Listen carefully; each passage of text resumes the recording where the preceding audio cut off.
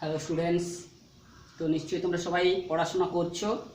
তো আমরা ক্লাস 10-এর অর্থাৎ দশম শ্রেণীতে যে চ্যাপ্টারটা শুরু করেছিলাম বিজ্ঞানের, যে চলতড়িৎ, তো সেখানে আমরা এর আগের ক্লাসগুলোতে যে চলতড়িৎ সম্পর্কিত বিভিন্ন যে ফান্ডামেন্টাল যে কনসেপ্টগুলো অর্থাৎ মৌলিক যে ধারণাগুলো আমরা সেইগুলো পেয়েছি। সেখানে আমরা পেয়েছি যে আধান সম্পর্কে ধারণা, সেখানে আমরা পেয়েছি কুলম্বীয় বল সম্পর্কে ধারণা, সেখানে আমরা পেয়েছি যে বিভব সম্পর্কে ধারণা কিংবা ইলেকট্রোমোটিভ ফোর্স সম্পর্কে আমরা ধারণাগুলো লাভ করেছি। সঙ্গে সঙ্গে যে তড়িৎ প্রবাহ মাত্রা, এই সমস্ত যে ফান্ডামেন্টাল যে এলিমেন্টারি যে ভৌত বিষয়গুলো চলতড়িৎ বিজ্ঞানের ক্ষেত্রে, তো এই চলতড়িৎ বিজ্ঞানটা অর্থাৎ তড়িৎ বিজ্ঞানের যে শাখাতে আমরা চলমান আধান নিয়ে আলোচনাটা করছি, তো সেখানে আমরা এই সমস্ত বস্তুগুলো যে বিষয়গুলো সম্পর্কে আমরা কিন্তু ধারণাটা লাভ করেছি। তো আমরা এই ধারণাগুলো যে সুস্পষ্টভাবে আমরা জানতে পেরেছি কিনা বা বুঝতে পেরেছি কিনা সেটা জানার জন্য আমরা কতগুলো যে গাণিতিক প্রশ্ন এখানে আমরা আলোচনাটা করব, যার সাহায্যে আমরা সেই সমস্ত ধারণাগুলোকে আরেকবার যে কংক্রিটাইজেশনে আমরা পৌঁছে যাব। তো প্রথমে চলে আসছি আধান সম্পর্কিত যে ধারণাটা আমরা লাভ করেছিলাম। তো সেখানে আধানকে আমরা কি বলেছি, আধান হচ্ছে যে ক্ষুদ্র আধানের কতগুলো বৈশিষ্ট্য রয়েছে, যে প্রকৃতিতে প্রাপ্ত ক্ষুদ্রতম আধানের মানটা কত না একটা ইলেকট্রনের আধানের যে মান সেইটা। তো আধানের মানটা হচ্ছে কিন্তু কোয়ান্টাইজড এবং ক্ষুদ্রতম আধানের মান কত না যে 1.602 × 10⁻⁻19 কুলম্ব একক। তো আমরা এই সমস্ত গাণিতিক প্রশ্নগুলো করার সময় কিন্তু আমাদের বিভিন্ন এককে যে সমস্ত এই ভৌত রাশিগুলোর যে মানগুলো দেওয়া থাকবে আমাদের কিন্তু সেইগুলোকে সঠিকভাবে খেয়াল করতে হবে। বিশেষ করে আমরা এখানে যেমন কুলম্বের কথা বলছি অর্থাৎ এসআই পদ্ধতিতে, সেই রকম সিজিএস পদ্ধতিতে আমরা জানি যে একটা ইলেকট্রনের আধানের মান 4.8 × 10⁻⁻10 ESU। এটা হচ্ছে সিজিএস পদ্ধতিতে আধানের যে এককগুলো।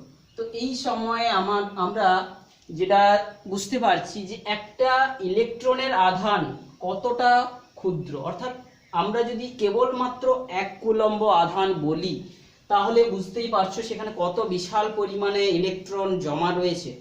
তো সেই জন্য আমরা কতগুলো যে ক্ষুদ্র আধানের একক প্রকাশ করে থাকি, যেমন মাইক্রো কুলম্ব।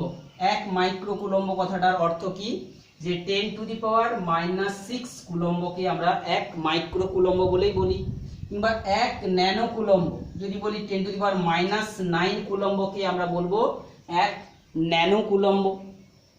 তো ঠিক সেরকম আমরা যদি 1 কুলম্ব সমান সিজিএস পদ্ধতি এককের সঙ্গে এসআই পদ্ধতির এককে আমরা একটা জিনিস সম্পর্ক 3 × 10⁹ ইলেকট্রোস্ট্যাটিক ইউনিট, অর্থাৎ 1 কুলম্ব সমান 3 × 10⁹ ইএসি।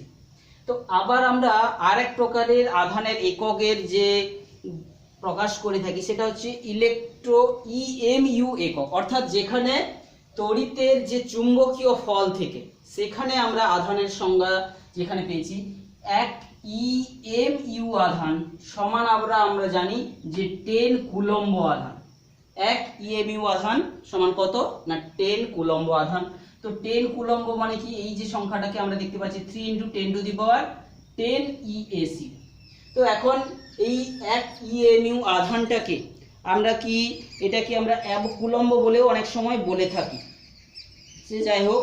তো এই রকম যে সম্পর্ক আধানের সম্পর্কগুলো আমাদেরকে কিন্তু খেয়াল রাখতে হবে বিভিন্ন এককের ক্ষেত্রে।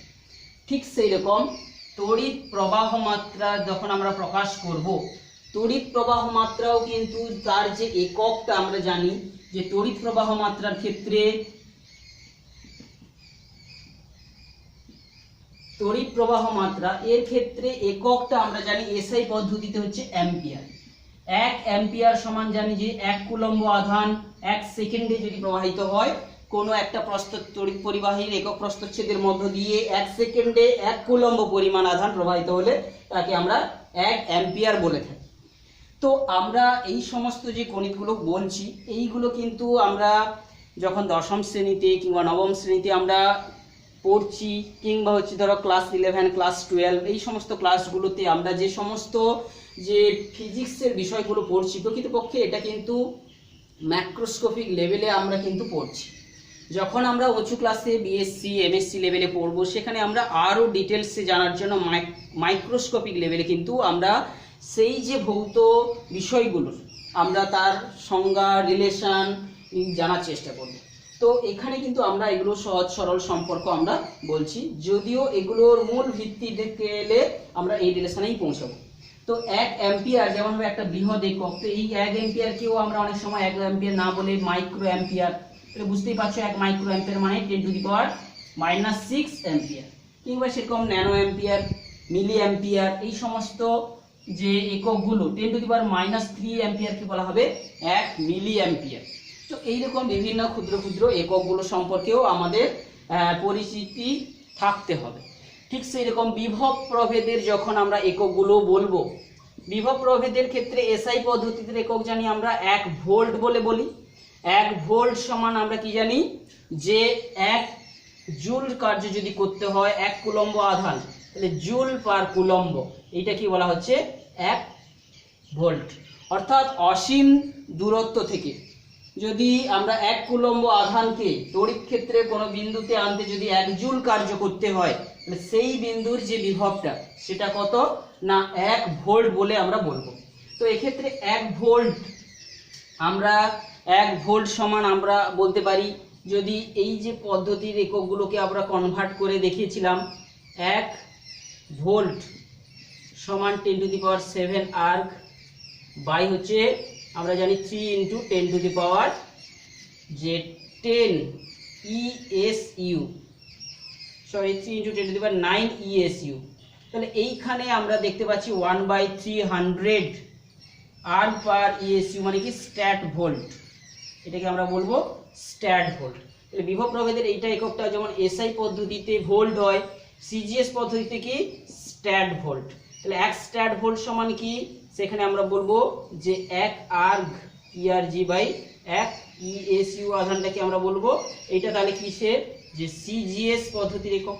তাহলে আমরা এই যে 1 ভোল্ট সমান আমরা কি পাচ্ছি যে 1/300 স্ট্যাট ভোল্ট, অর্থাৎ 1 স্ট্যাট ভোল্ট সমান কি পাবো না 300 ভোল্ট।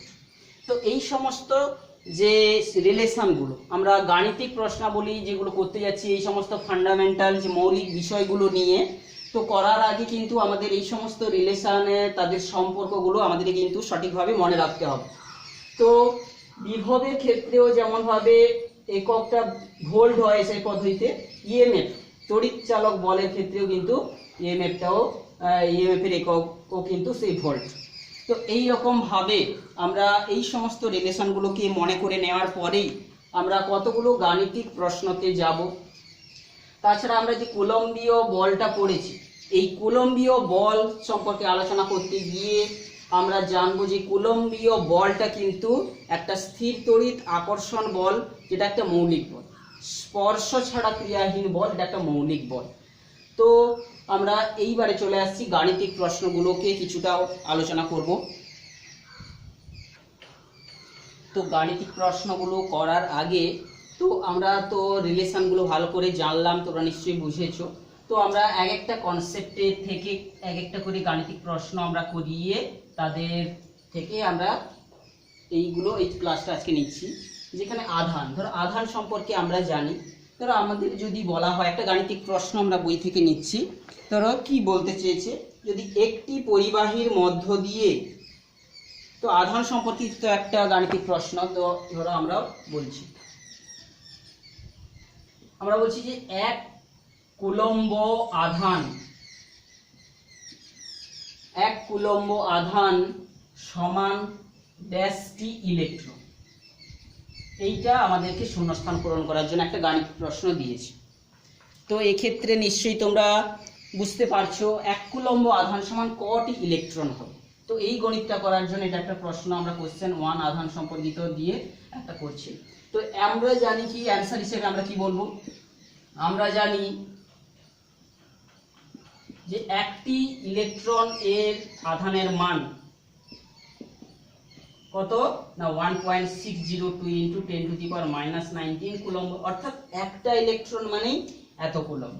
তাহলে 1 কুলম্ব, তাহলে এই মানটা আমাদের বুঝতে হবে যে এটা মাছ লেস দেন 1 কুলম্ব আধানের থেকে অনেক ছোট, অর্থাৎ অনেকগুলো ইলেকট্রন জমা হলেই তবে 1 কুলম্ব হতে পারে।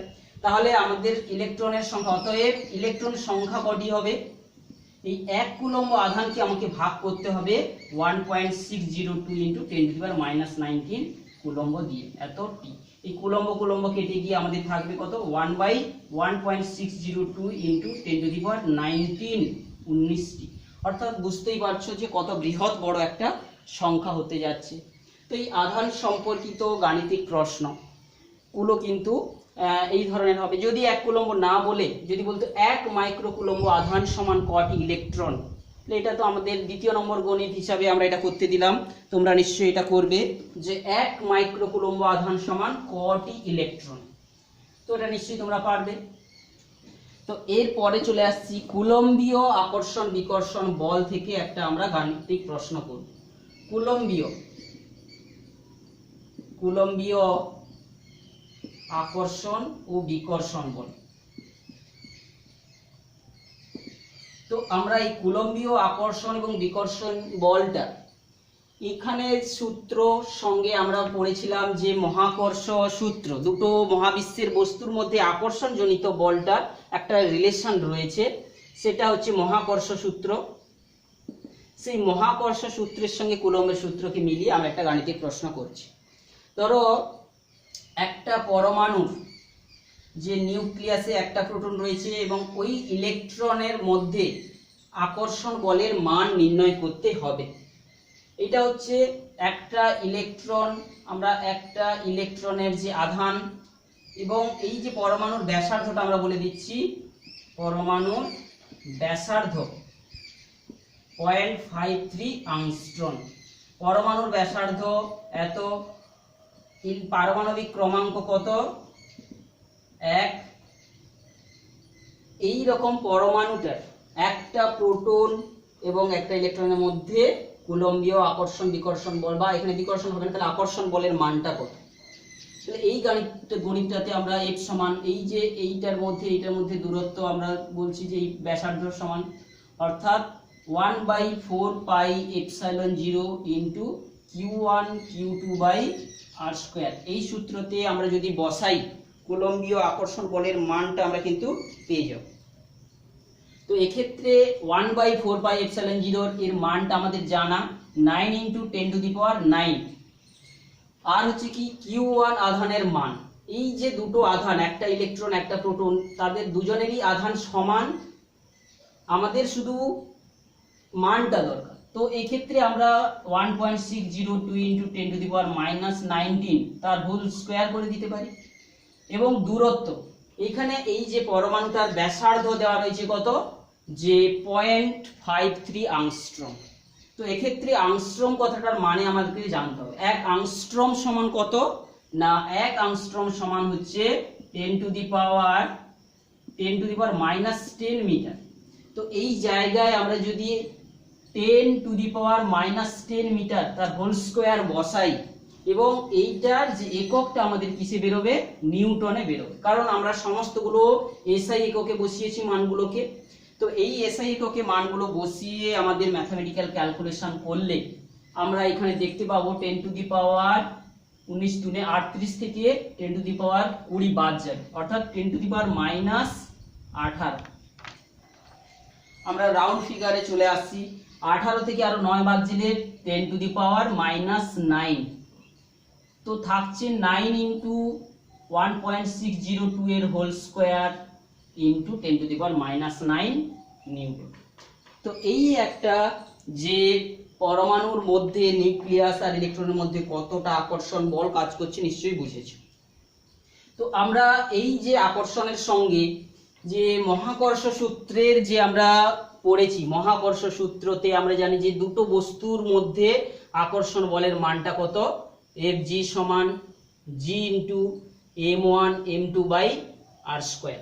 তো এই সূত্রতে আমরা এই নিউক্লিয়াসের মধ্যে একটা প্রোটন এবং একটা ইলেকট্রনের মধ্যে মহাকর্ষ আকর্ষণ বলটার মান আমরা যদি বের করি, Fg এর মানটা কত হবে, g এর মান কত এসআই পদ্ধতিতে না 6.67 ইন্টু 10⁻11 ইন্টু, এখন একটা ইলেকট্রনের ভর আর একটা প্রোটনের ভরগুলো আমাকে কিন্তু জানতে হবে।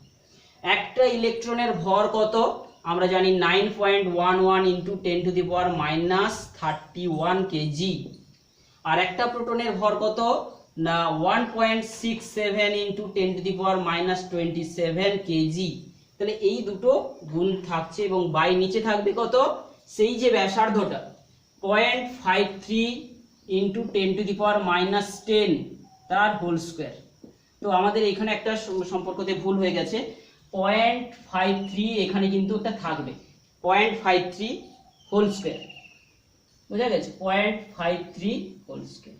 তো এই ক্ষেত্রে আমরা বাকি টার্মগুলোকে যদি আমরা আলাদা করে রাখি 6.67 ইন্টু 9.11 ইন্টু 1.67 এইগুলো থাকছে 0.53 হোল স্কোয়ার থাকছে।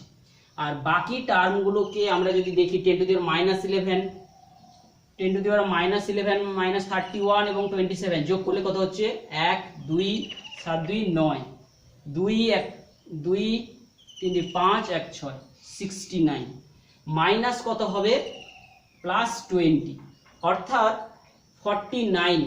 আমরা যদি দেখি এই ফ্যাক্টরটাকে আমরা উপরে তুলে নিই তাহলে 20 বাদ গেলে কত হচ্ছে -49 অর্থাৎ 49 নিউটন। বুঝতেই পারছো এইখানে হচ্ছে ফ্যাক্টরটা দুটো প্রোটন নিউট্রনের, একটা প্রোটন একটা ইলেকট্রনের মধ্যে আকর্ষণ বলটা এখানে যেখানে কুলম্বীয় আকর্ষণ বলটা 10⁻9 অর্ডারের হচ্ছে, সেক্ষেত্রে মহাকর্ষ বলটার মানটা কতটা ক্ষুদ্র হচ্ছে।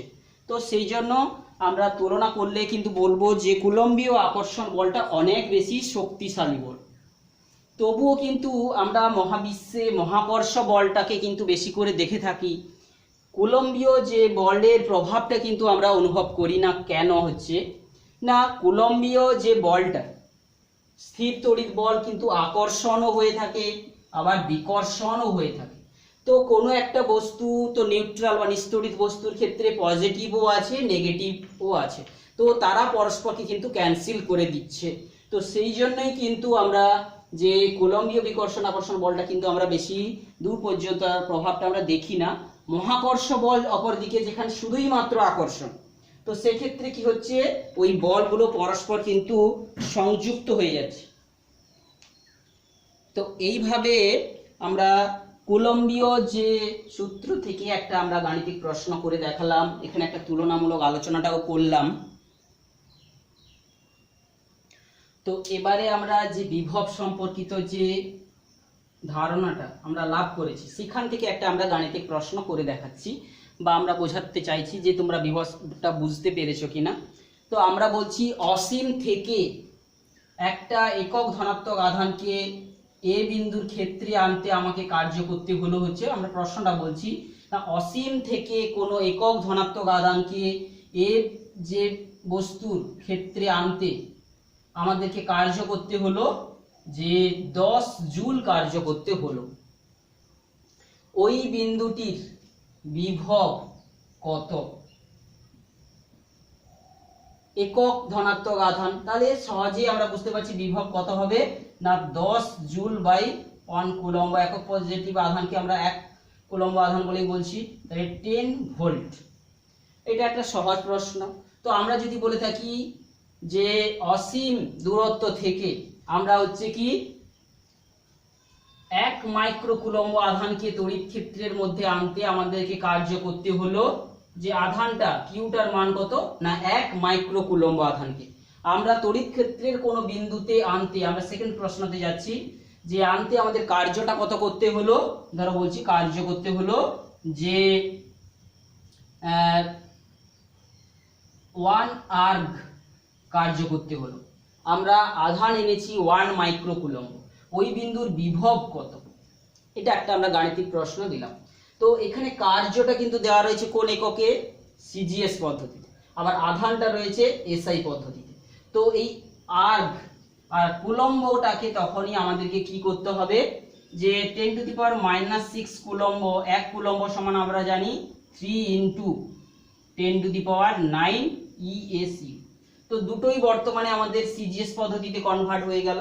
তো ওই বিন্দুর বিভব তাহলে কত হবে, অতএব ভি সমান হচ্ছে 1 আর্গ বাই হচ্ছে 3 × 10⁻³ ESU। তো এক্ষেত্রে আমরা এই যে ফ্যাক্টরটা পেয়েছি 1/3000 যে স্ট্যাট ভোল্ট, তো বোঝা গেছে।